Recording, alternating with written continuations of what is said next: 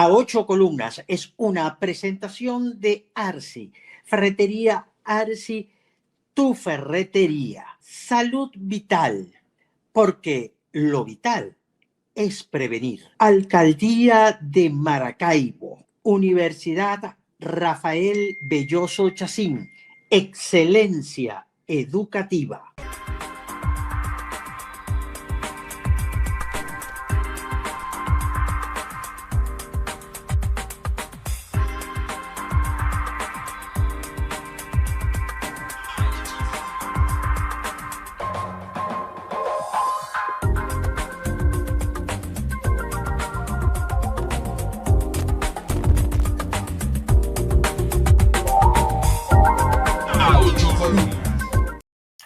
Hola mis amigas, hola mis amigos, bienvenidos, bienvenidas a su programa A Ocho Columnas. Listos para nuestro programa de hoy, que aspiro sea del agrado de todas y de todos. Una Venezuela vibrante donde está prohibido aburrirse. No hay más preámbulos. Recuerden ustedes que estamos a través de la señal Radio Fe y Alegría 88.1 FM, nuestro canal de YouTube Rafael Galicia TV, toda nuestra plataforma comunicación. Ya estoy deseoso de recibir a mi invitado, el profesor Ángel Lombardi. Por fin logramos que el profesor Lombardi regrese a nuestro programa A Ocho Columnas. Ese privilegio lo tiene Juan Carlos Fernández y mi distinguido amigo, pues he decidido solo intentar, tubiarlo. Estamos compitiendo, Rafael. Así que y vamos a ganarle a Juan Carlos. Bueno, vamos a ganarle, vamos a intentar. No es tarea fácil, no es tarea fácil. Bueno, profesor Lombardi, Dios mío, no sé si me escuchó, pero comentaba que este país nuestro, está prohibido aburrirse.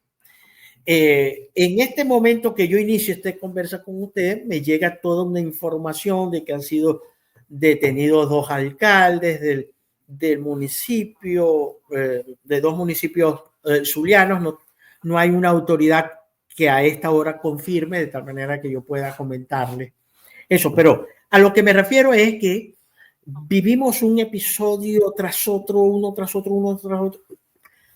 Esto es terrible. ¿Será que en Venezuela esto es normal? ¿Esto es una característica típica de la historiografía venezolana? Bueno, en primer lugar, vamos a hablar en positivo. Esto es característica de la juventud, vivir tormentas. Son un país de jóvenes, ¿no? A pesar de que muchos están en el exterior. Mira, ese es un fenómeno. La historia siempre se mueve, igual que la vida, como la política. Es decir, no hay inercia ni en la vida, ni en la historia, ni en la política, ni en ninguna sociedad. Entonces, diríamos que existe una normalidad en el sentido de, entre comillas, en el sentido de acontecimientos, ¿no? Siempre ocurren.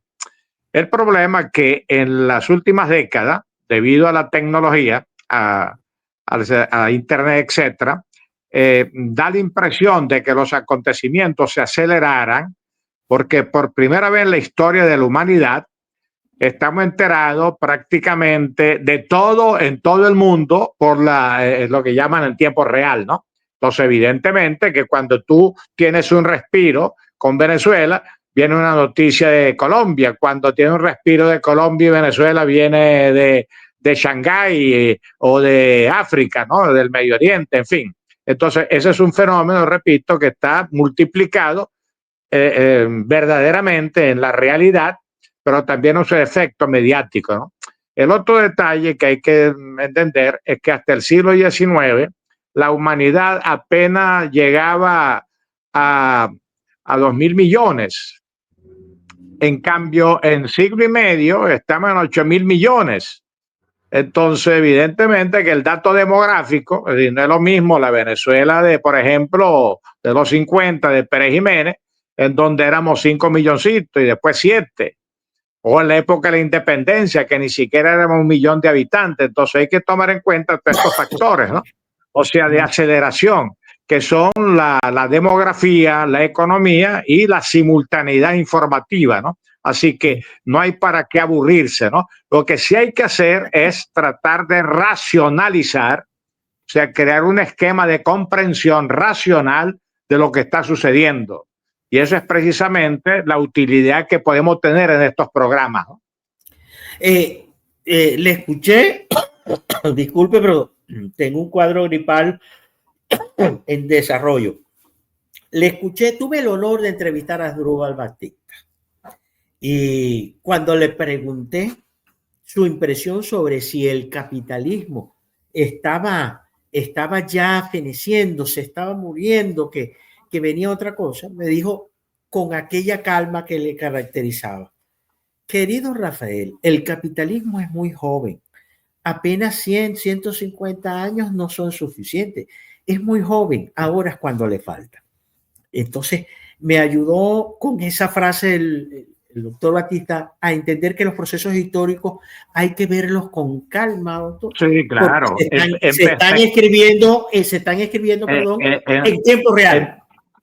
en perspectiva de largo plazo. Si tú analizas la etapa de la esclavitud, pues son cientos, miles de años. Si analiza otro tipo de sistema económico, también son siglos. Así que lo que pasa es que la vida es breve. Sí, el ser humano, normalmente ubicado en un promedio entre 70 y 80 años, la mayoría, entonces lógicamente nosotros tendemos a confundir la brevedad de nuestra vida con la brevedad de los procesos históricos. Realmente, mientras nosotros vivimos en el corto plazo, la historia va, igual que la naturaleza, en el largo plazo. Entonces, bueno, esto es lo que precisamente hay que entender para no dejarse atropellar por los acontecimientos. Perfectamente. Entonces, caigo en lo que quiero preguntarle. ¿Cómo aprecia usted en este momento el sentimiento popular en torno a que lo que la mayoría de los venezolanos expresaron el 28 de julio, no ven consumado ese éxito, no ven consumado ese cobro? Otros acontecimientos dominan y resultaron de ese proceso. A estas alturas que usted y yo estamos conversando, ¿cómo evalúa usted la salud anímica del venezolano? Oh, Acostumbrado por el al suelo. sistema. Por el suelo, mira, yo quiero hacer una premisa, ¿no? Antes de contestar tu pregunta, una premisa, ¿no? Cuando nosotros vamos a un juego de béisbol o de fútbol, así, a cualquier evento deportivo, nosotros sabemos a qué atenernos. Sabemos que hay que pagar una entrada, sabemos más o menos el sitio que nos corresponde, sabemos exactamente cuántos jugadores van a estar en la cancha, sabemos exactamente cuántos jueces van a estar allí o árbitros, y sabemos que al final va a haber un resultado que se va a respetar. Bueno, eso es lo que se llama un orden constitucional a nivel del país, un Estado de Derecho. Bueno, en Venezuela no hay un orden constitucional y el Estado de Derecho está bastante golpeado. Entonces, en esa situación, la precariedad general, evidentemente que se va a manifestar en todos los órdenes. Entonces, ya yendo directo a tu pregunta, o sea, después del 28 de julio, cuando la oposición gana, y además con una mayoría a la vista, lógicamente al no respetarse los resultados, entonces viene lo que llama el proceso de duelo, o sea, un bajón anímico en donde alguna gente vuelve a pensar en irse, otra gente dice esto no tiene remedio, otros se acomodan a su cotidianidad, bueno, yo voy a sobrevivir, primero lo mío y después a ver qué pasa. Y después el mundo político, que está reducido en este momento a un espacio muy pequeño, sigue debatiendo lo que hay que hacer, ¿no? Una encuesta reciente que circuló por allí, y yo voy a manejar cifras aproximadas, o sea, habla de que cuando se le pregunta a alguien... Bien, estamos conversando con el rector Ángel Lombardi, yo sé que ha tenido un problema de transmisión de internet. Vamos, ajá, aquí lo No sé tenemos si de me nuevo. estaban oyendo, ¿no? Ok, sí, se cortó, se Sí. cortó. Y usted se iba a referir a una encuesta. Bueno, esa encuesta, por ejemplo, dice, ¿usted piensa votar? 32% dice absolutamente no. Se presume que ese 32% corresponde a gente que votó el 28 de julio. Después se le pregunta a quién votaría, un 19%. Entonces ahí tenemos más o menos un 50% de la población. O sea, porque el otro 50%.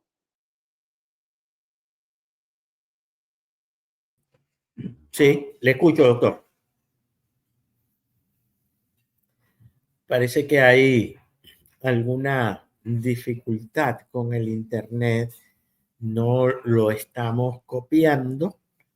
No lo estamos copiando. Ahora sí, va y ¿No? viene. Ajá, ahora. Ajá, decía Ajá. usted que era la Bueno, mitad de la población. entonces tenemos un país en donde el 19% dice que él votaría. Normalmente este 19% son gente que se identifica con los partidos políticos y los grupos políticos, ¿no? Diríamos la población más politizada, ¿no? En términos partidistas grupales. Y el 32% se presume que son gente que votó el 28 de julio, pero que ya no está dispuesta a votar porque no se respetaron los resultados. Te queda un gran 50%. Bueno, ese 50% de los últimos años, las últimas elecciones, más o menos un 30% nunca vota. Correcto. Estamos conversando con el profesor Ángel Lombardi. Estamos, al parecer, teniendo alguna dificultad. Ok, volvemos. Decía, ok, lo tenemos. Decía que ese porcentaje no vota. Sí, entonces hay un 50% que normalmente de ese 50% restante, 30% diríamos en las últimas elecciones, en los últimos procesos de los últimos años, se desactivó. Es decir, es lo que llamaríamos, lo que llaman algunos, a mí no me gusta decirlo de esa manera, ni. Es decir, gente que se dedica a lo suyo y la política más bien no le gusta, ¿no? Entonces, para ellos no participar en política es una manera de vivir. Y después queda ese 20% que normalmente si se le convence, puede, con razones, puede ir a votar, pero de lo contrario se va a abstener. Entonces estamos en un escenario muy cerrado de un año electoral, porque indistintamente que no se haya respetado el 28 de julio, pero constitucionalmente el año 25 es un año electoral. Entonces aquí estamos atrapados, porque si no vamos a una elección de gobernadores, legislaturas, consejos y después parlamento, pero viene una posible reforma constitucional, entonces no tiene sentido abstenerse para una, votar en otra, entonces realmente lo que estamos es creando un proceso de confusión y desactivación en la práctica, ¿no? Entonces, bueno, entonces en ese sentido estamos en una trampa, Sí. ¿no? Ahora, Que, esperar imponderable que suceda claro, algo puede suceder, no, pero puede eso no lo suceder sabe mucho. nadie. Entonces, Claro, ahí es donde estamos el problema y esa es la situación realmente. sí. Hay que decirle a la gente que tiene que ir a votar, seguir la historia, pues, seguir, digamos, la rutina del país. ¿Usted cree que la población debe ir a votar? Mira, yo en lo personal he fijado mi posición pública, ¿no? Y la mantengo. O sea, yo fui abstencionista en 2 ocasiones, pero después cuando uno hace la evaluación de su conducta, entonces digo yo, bueno, eso no condujo a nada. En cambio, participé activamente en las primarias, sí, como simple ciudadano, en las primarias y en el triunfo el 28 de julio como votante. Entonces, lógicamente, uno dice, bueno, el voto siempre hay la posibilidad de lograr algo, ¿no? Ahora, ese algo no es reconocido. Bueno, queda en evidencia lo que estamos viviendo, un régimen autoritario, dictatorial, como se quiera llamar. Pero realmente de abstenerse es desactivarse. Yo respeto esas posiciones, yo las respeto, pero yo creo que en este momento, como dijo alguien estos días, el mal menor, creo que citando a Maquiavelo, el mal menor. O sea, bueno, a veces hay que tomar decisiones que no nos gustan, pero que en términos razonables o racionales, aparentemente no sería lo más conveniente, sin satisfacernos completamente, ¿no? Pero aquí yo quiero insistir en que hay que respetar a la gente que no quiere participar, que no quiere votar, porque realmente hay que tener mucha actitud positiva y coraje para seguir, o sea, insistiendo en una vía que vemos que está cancelada en la práctica por el empeño del régimen a no entender que hay que ir a una transición democrática, una negociación y que permita que Venezuela recupere normalidad, democracia. ¿El Zulia tiene razones para ir a votar, doctor Lombardi? Yo creo que sí, mira, yo creo que sí.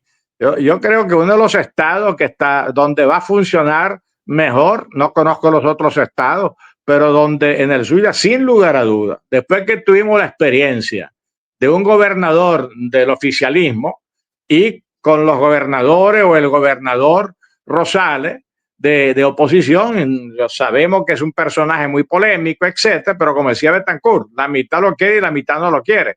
Pero eso es normal en política. Pero realmente yo creo que la mayoría de los zulianos, muchos zulianos, pensamos que es mucho mejor, inclusive con todas las interferencias del poder central, de protectores y cosas de esas, es mucho mejor intentar mantener cierta, o sea, una mayoría política en el Estado, tanto a nivel de gobernación como consejos municipales, alcaldías y legislatura, que realmente entregar el Estado y mucho más entregarlo no participando, o sea, no votando. Así que bueno, yo creo que en el Zulia realmente no va a haber mucho problema de convencer a una mayoría suficiente para lograr que la oposición mantenga la gobernación y las otras posiciones. En política, ganar es ganar. Es decir, no hay un subcampeón. Ganáis o perdéis. Así voten pocas personas para el profesor Lombardi. Ese pronóstico de poca participación no obstaculiza en realizar mejoras en la gestión de los funcionarios que logren ganar, así sea con pocos votos o con poca participación. Mire, esas son las reglas de la democracia, aunque en Venezuela no hay democracia, pero son las reglas electorales. O sea, en Venezuela no hay un mínimo para establecer un quórum electoral legal, legítimo. De tal manera que si van a votar 20 personas, esas 20 personas pues son las que van a decidir. Entonces vamos a asumir de que una minoría es la que va a votar. Por lo menos de aquí a mayo pueden cambiar algunas cosas, pero en este momento evidentemente es una minoría que va a votar. Pero en esa minoría, y aquí está el dato importante que también se refleja en ciertas encuestas, si la oposición se une lo más posible, le gana al gobierno. Porque el problema del gobierno, tal como esta encuesta que he hecho referencia establece, hay una diferencia entre el apoyo al chavismo y el apoyo al madurismo, para llamarlo de alguna manera. El apoyo al chavismo anda por el 15 y 17%, pero el apoyo a Maduro está 10 y por debajo de 10. O sea que yendo a votar 20 personas unidas, o sea, en unidad, le ganan a ese 10, ese 12%, pero va a ser evidentemente una minoría. Ahora, ¿esto es una solución? Posiblemente no, ni es lo mejor, pero la política se trabaja con realidades y mañana no sabemos qué va a pasar. Entonces, yo pienso que hay que seguir en el empeño y hay que seguir en el intento buscando el cambio democrático, pacífico, etcétera, porque tampoco conviene salidas traumáticas, o sea, salidas violentas. ¿Por qué? Porque entonces la violencia trae secuelas por muchos años. La sociedad venezolana, guste o no guste mucha gente, tiene que reconciliarse. Eso no significa perdón y cuenta nueva. No, hay mucha gente que tiene que pagar por la justicia, digo yo, pagar por las vías de tribunales, etcétera. Pero la mayoría realmente, que de una u otra manera se vinculó al oficialismo, no necesariamente son delincuentes, ni tienen que ser juzgados. Y hay que tener también un margen de tolerancia frente a muchas cosas, porque esa es la realidad. De hecho, yo no conozco ningún proceso después de una dictadura que no haya existido una ley de amnistía, una ley de conciliación nacional. Chile es un ejemplo, Brasil es un ejemplo, Sí, Colombia es un ejemplo. Entonces, bueno, sí. toda esta cosa hay que reflexionarla, ¿no? Y hay que llevarle racionalidad a la política. Y que, por cierto, son los parlamentos los que tienen la facultad de aprobar estas leyes de amnistía. Y tendremos en mayo, el 25 de mayo, una elección parlamentaria. Ahora, hay quienes piensan, profesor Lombardi, que lo que conocíamos como participación electoral llegó al 28 y que para hoy y en lo adelante tenemos, tenemos otras perspectivas de cuál es el tema, de cómo abordar lo electoral. Esto lo comento porque entrevisté en días recientes un dirigente político que planteaba que había que en el debate de la reforma constitucional establecer la segunda vuelta electoral, de establecer vicegobernadores y vicealcaldes para ser electos por el pueblo. En fin, se comienzan a escuchar estas ideas. ¿Qué opina el profesor Ángel Lombardi de estas propuestas? Bueno, en primer lugar, yo no discutiría en este momento de división del país, discutiría una reforma constitucional y mucho menos por iniciativa gubernamental. Eso es sumamente peligroso, porque la lógica indica que se iría a una reforma constitucional mucho más autoritaria, mucho más cerrada y mucho más privilegiando al régimen, ¿no? Un poco, sí, entonces yo creo que en este momento no estaría planteada una reforma constitucional, pero si el gobierno o el régimen se empeña en la reforma constitucional, con más razón hay que activarse para volverla a derrotar, como pasó en el 2007. Como pasó en el 2007. ¿Por qué? Porque entonces Sí. se pueden meter todas esas cosas. Lo que tú decías, algunas cosas son positivas. Por ejemplo, la no reelección presidencial. La no eliminarla. El limitar el periodo de los gobernadores y alcaldes a máximo 2 periodos, una sola reelección. En fin, todas esas cosas son posibles discutirlas, pero en democracia, cuando se garantice la pluralidad, cuando se garantice el respeto a las minorías y cuando se garantice la libertad de expresión. Pero un ambiente sin libertad de expresión, con censura, con temor, con miedo, con persecuciones, con un régimen autoritario, una reforma constitucional es una guillotina. Pero si la plantean, hay que ir a derrotarla. Entonces, una razón de más para pensar que, bueno, hay que ir a votar, nos guste o no nos guste. En términos políticos estoy hablando, no personales, porque repito, el que no quiera votar yo lo respeto profundamente. Porque Claro. nuestro primer derecho es tomar nuestras propias decisiones, pues. Pero en Sí, términos del análisis político, o sea, evidentemente que sí, hay que derrotar un proyecto de reforma constitucional que no debería plantearse en esta situación política, ¿no? Pero si lo plantean, hay que ir a derrotarlo. sí, sin duda alguna que hay que respetar al que no quiera ir a votar, pero también advertirle que sin su opinión, entonces el país que viene, bueno, puede estar cojeando de una pata, para decirlo en términos coloquiales. Es decir, que la participación es una responsabilidad. Por lo menos yo la percibo así. Yo no veo qué reformar de la Constitución. ¿Usted ve No, justificable reformar la Constitución? yo sí creo que hay que reformar.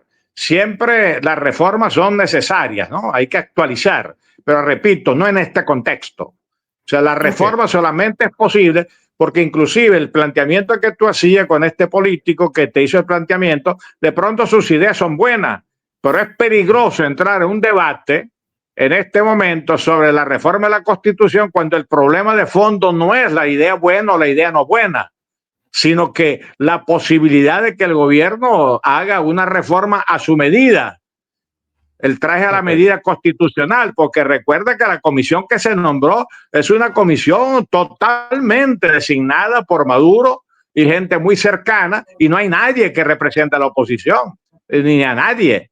Entonces, el problema de fondo no es si las bondades o maldades de una constitución y las reformas posibles y necesarias, sino el contexto no permite en este momento una discusión libre y abierta para reformar la constitución en ningún sentido. Por consiguiente, la oposición es no a la reforma constitucional.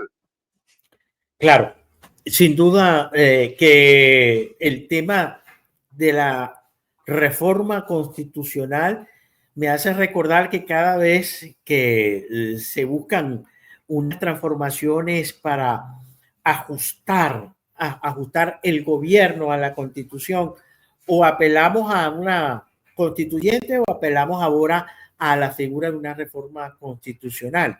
Siempre he creído que las leyes no resuelven los problemas. Si no se cumplen las leyes, ¿para qué?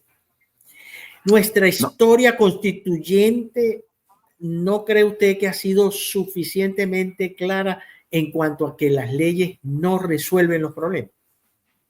No, en primer lugar eso, o sea, una ley que no se ejecuta, que no se cumple, o sea, no sirve para nada, porque al contrario, crea una situación muy, muy difícil. En nombre de la ley se comete lo contrario a la ley, o sea que eso es perverso. Y uno de los grandes temas que nosotros tenemos, no en Venezuela solamente, en muchos países, lo que se llama en filosofía el nominalismo.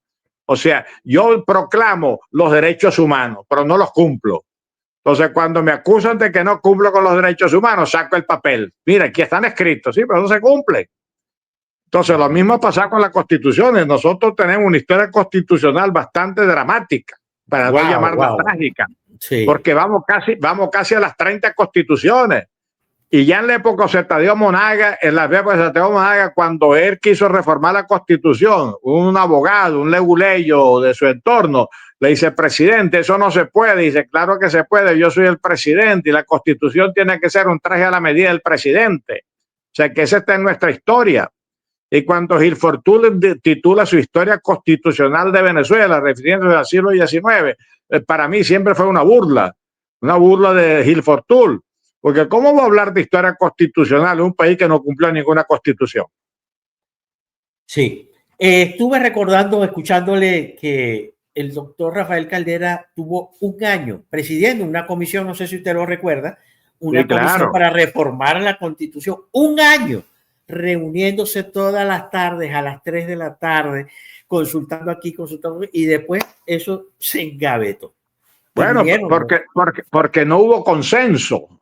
Porque el problema de la Constitución tiene que ser el consenso. La Constitución no puede responder a una parcialidad. Fíjate, Israel no tiene Constitución escrita porque no se han podido poner de acuerdo desde el año 49 para una Constitución que identifique todos los sectores de la nación israelí. Inglaterra, otro caso, no tiene Constitución, por ahí cumple la tradición, la no escrita. Entonces, pero la Constitución del 61, por ejemplo, fue una constitución por consenso que la firmó hasta el Partido Comunista. O sea, como había un ambiente de unidad democrática con el derrocamiento de Pérez Jiménez, el 58-59, en el 61, la discusión de esos años llevó a una constitución por consenso. Y repito, la firmó Acción Democrática, COPEI, URD, el Partido Comunista y otro sector independiente. Entonces, la constitución que más ha durado en Venezuela sin reformarse era del 61. En cambio, esta constitución, que en este momento no creemos oportuno que hay que reformar, es una constitución que se hizo abusivamente con una mayoría en aquel momento con base popular, pero que no toma en cuenta otros sectores. Pero bueno, ahí quedó el documento, eso hay que respetarlo. Pero una constitución tiene que hacerse en un clima de discusión abierta, libre y por consenso. Porque si expresa una parcialidad, esa constitución no va a durar. Sí, y sin duda que lograr la unidad en este momento es una utopía, porque es que no se logra la unidad ni siquiera en el ámbito geográfico de la oposición. El doctor Omar Barbosa Gutiérrez ha renunciado a la coordinación de la plataforma. Dice que los partidos no se ponen de acuerdo. Yo insisto con usted en que, bueno, en recordar a Bolívar en su última proclama. Mira, Rafael, la unidad en Venezuela es tan difícil porque a nivel personal hemos cultivado las diferencias hasta un nivel irracional. O sea, aquí hay familia dividida por la cuestión política. Aquí hay amigas, amistades perdidas por la cuestión política. Si a nivel personal, a nivel social, existe tanta diferencias cultivadas y tantas palabras indebidas, imagínate tú a nivel político, ¿no? Entonces, porque una cosa es la diferencia de criterio, y eso es sano, el pluralismo, y otra cosa es cuando tú simplemente, que si tú dices blanco, yo digo negro, si yo digo negro, tú dices blanco. O sea que hemos reducido la discusión política al maniqueísmo, sí, no, blanco y negro.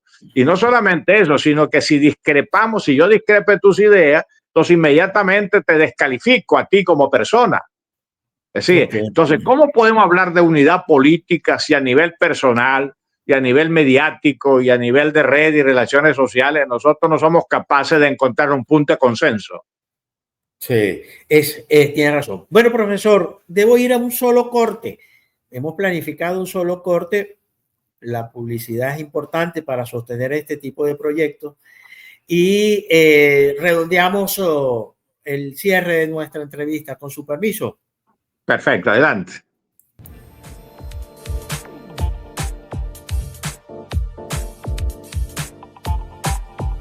Ya regresamos con A Ocho Columnas. Tu mayorista ferretero con horario extendido, distribución extensiva y vocación de gran servicio. Arci, ferretería. Arci, ferretería. Arci, encuentras todo en cantidad. Arci, ferretería. Arci, ferretería. Maracaibo está más limpia gracias al trabajo de la Alcaldía de Maracaibo. Ha mejorado un 100%. La recolección domiciliaria de desechos sólidos está en un 90% de efectividad, junto con hospitales, comercios y corredores viales atendidos. Continúa pasando las 2 veces a la semana.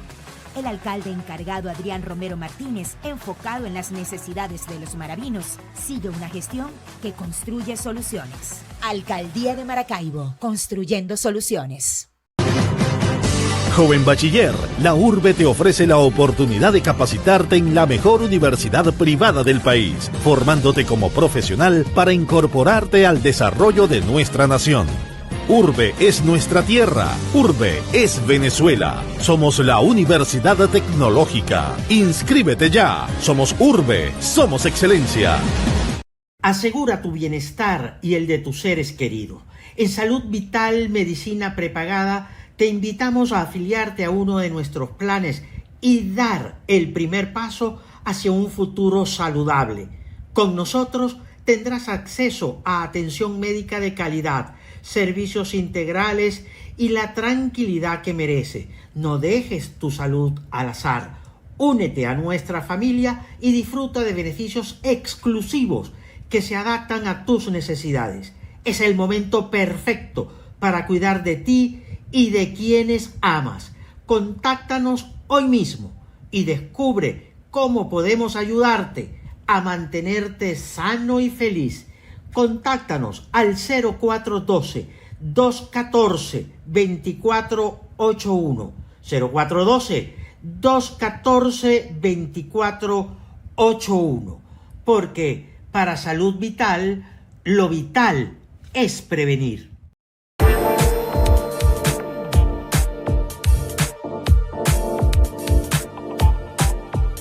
Continuamos con A Ocho Columnas.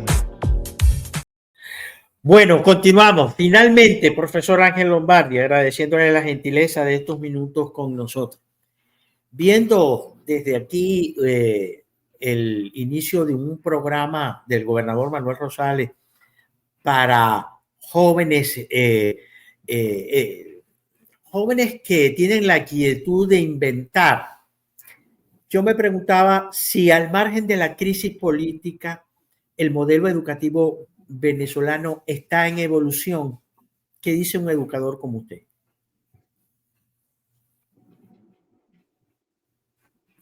Sí. ¿Aló? ¿Sí me escucho? ¿Aló? ¿Aló? Estamos conversando con el profesor Ángel Lombardi. ¿Sí me copia, profesor? A ver, estamos tratando. ¿Sí me escucha, doctor? Sí, ahora sí. Ahora sí. Ok, repito la pregunta. Viendo que el gobernador Rosales inaugura un programa para jóvenes inventores, me preguntaba, caramba, al margen de la crisis política que vivimos, ¿el modelo educativo venezolano está en evolución? ¿Está evolucionando, Mira, adaptándose a las nuevas eras?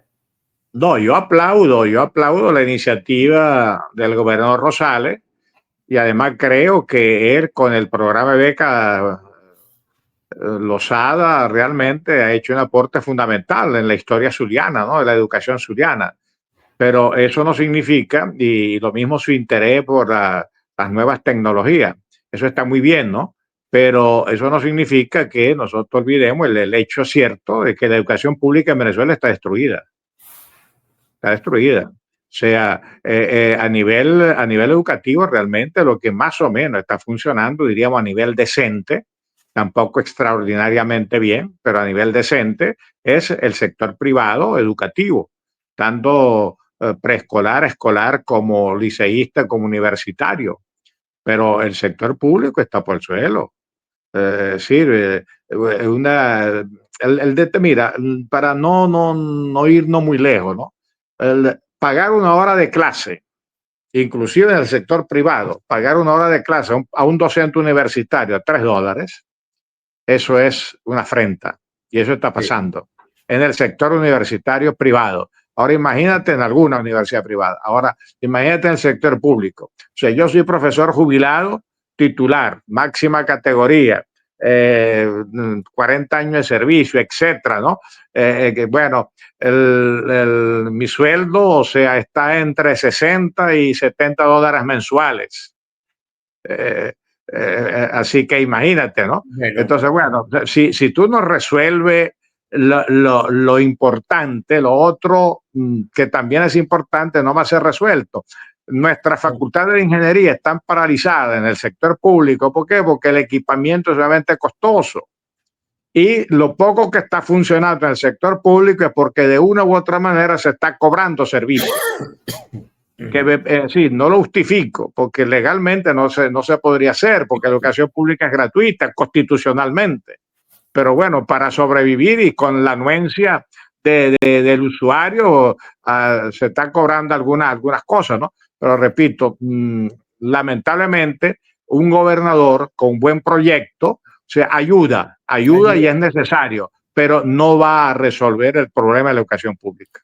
La Universidad del Zulia hay que refundarla, o las universidades públicas venezolanas hay que refundarlas.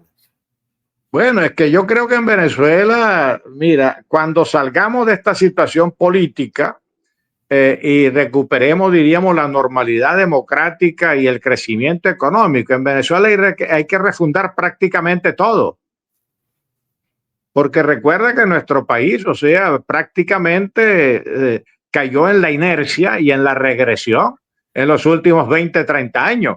Entonces hay que refundar prácticamente todo, actualizar todo. Pero bueno, ya esa es otra tarea y la podemos hacer perfectamente, ¿no? Ya, sí, otra tarea. Alguien puede pensar en voz alta y imaginarse que caminamos rumbo a una futura constituyente, otra constituyente, y bueno, de Mira, si hay consenso, constituyente. Rafael, si hay consenso, si hay libertad de discusión, perfecto. O sea, porque la constituyente no es buena ni es mala. Como todas las cosas humanas, es para qué la utilizamos. Si tú la utilizas para acrecentar el poder arbitrario y el poder autocrático, es mala. Si tú la utilizas para ponernos al día, reformar lo que hay que reformar, con participación de todos, es bueno. Así que no es un problema de la constituyente, sino quién la convoca, para qué la convoca y en qué ambiente se convoca. ¿Y en qué ambiente se convoca? Sí.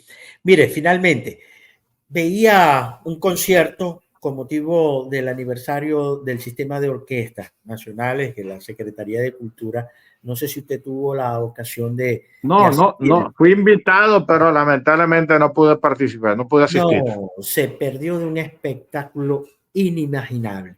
Y yo decía, Dios mío, yo estoy en Maracaibo, aquí en la Avenida del Milagro, frente al Hospital Central, o estoy escuchando un concierto, no sé, de la Filarmónica de Londres, o una cosa hermosa, ¿no? ¿Cree usted, y ver esos niños interpretando sus instrumentos, usted siente fe y confianza en los jóvenes y niños venezolanos? ¿Otra generación de venezolanos podrá llevar este país a otro nivel? Mira, Rafael, yo no solamente tengo fe en los jóvenes ni en los niños, sino tengo fe en las personas, no importa la edad, y tengo fe en la vida, y tengo fe en los países. Sí, un país destruido puede recuperarse. Porque el ser humano tenemos una capacidad que pudiéramos llamar un talento o un don. Toda persona, no importa cuál sea su condición, tiene algún talento, ¿no? Una habilidad, un conocimiento. Ahora, el problema no es el talento y el don, sino es la oportunidad. La oportunidad. Entonces, la oportunidad, ¿quién la da? La da una economía en desarrollo, la da una sociedad que da oportunidades, una sociedad dinámica que piensa más en el futuro que en el pasado, una sociedad que se conjuga en siglo XXI. Pues yo tengo totalmente fe en eso, porque tengo fe en la humanidad, en la persona, en los países y evidentemente en Venezuela. Pero repito, hay que crear las condiciones para la prosperidad, hay que crear las condiciones para el progreso, eso no se decreta. Entonces, precisamente el cambio político es importante para ver si logramos volver a abrir pronto las puertas del progreso y el desarrollo del país. Porque nosotros en el siglo XX no lo hicimos mal. En el siglo XX fuimos una sociedad exitosa, pero no solamente el periodo democrático, sino desde los años 40 en adelante, cuando ya la industria petrolera estaba consolidada y había una renta. O sea, los gobiernos, López Contreras, Medina, inclusive, bueno, Betancourt, Pérez Jiménez, inclusive Pérez Jiménez y lo demás, o sea, mantuvieron, o sea, un dinamismo y un ritmo de crecimiento del país importante. Y después tuvimos la gran suerte del acuerdo político que permitió del bipartidismo y el pluripartidismo que permitió la democracia. Así que realmente tuvimos una experiencia interesante. Ahora no es volver al pasado, sino mejorar ese pasado, porque el siglo XXI es diferente al siglo XX. Usted no descalifica el pacto de Punto Fijo como algo nefasto. No. Pero puede volver a repetirse. No. Es decir, las cosas no se repiten porque los tiempos cambian. Pero el pacto, quítale el apellido, cualquier pacto político que implica acuerdos políticos para progresar es positivo. El pacto de la Moncloa en España, que reconcilió socialistas, franquistas, neofranquistas y Partido Comunista, permitió el desarrollo de España en los últimos 50 años. El pacto chileno entre la democracia cristiana y el Partido Socialista permitió, o sea, todo el desarrollo de Chile que ha tenido hasta nuestros días. Es decir, que el pacto político es legítimo en la medida que se establece sobre acuerdos racionales, positivos, no para beneficio personal, sino para beneficio general. Así que el pacto de Punto Fijo fue un acuerdo político importante. Una solución ya es un pacto político de entendimiento para el siglo XXI o para el comienzo.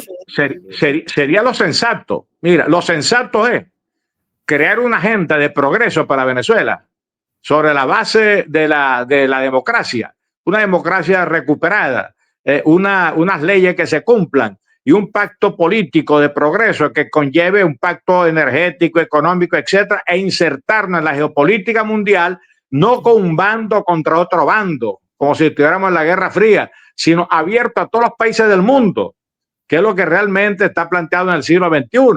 Entonces, ese es el acuerdo que habría que realmente insistir y desarrollar. y respetar las diferencias. Y al chavismo democrático, ojalá llegara a convencerse que el chavismo, si quiere, puede ser parte de la democracia. El chavismo democrático tiene que entender que tiene que asumir las reglas del juego. Ahora, en este periodo, la gente que cometió abuso de derechos humanos o de peculado, bueno, algunos de ellos inevitablemente van a tener que responder frente a la justicia. Pero la idea no es la venganza ni el odio, sino es la recuperación de un consenso político, ¿no? Hacia adelante. Bueno, profesor, muchísimas gracias. Qué sabroso es poder tener la oportunidad de conversar todos estos temas con usted y agradecerle sus reflexiones sobre este complejo momento político. Muchísimas gracias. Bueno, Rafael, gracias a ti. Hasta luego. Hasta luego. Que esté bien. Muchísimas gracias al profesor Ángel Lombard. Nosotros nos vamos. Muchísimas gracias. Nos vemos y escuchamos mañana por esta misma vía, por este mismo canal. ¿Dónde está la noticia? Donde está la noticia está Galicia. Más vale creer en Dios que en hombres poderosos. El Señor bendiga sin límites al pueblo zuliano. A 8 columnas fue una presentación de Ferretería Archi. Tu ferretería, salud vital, porque lo vital es prevenir. Alcaldía de Maracaibo. Universidad Privada Rafael Belloso Chacín. Excelencia educativa.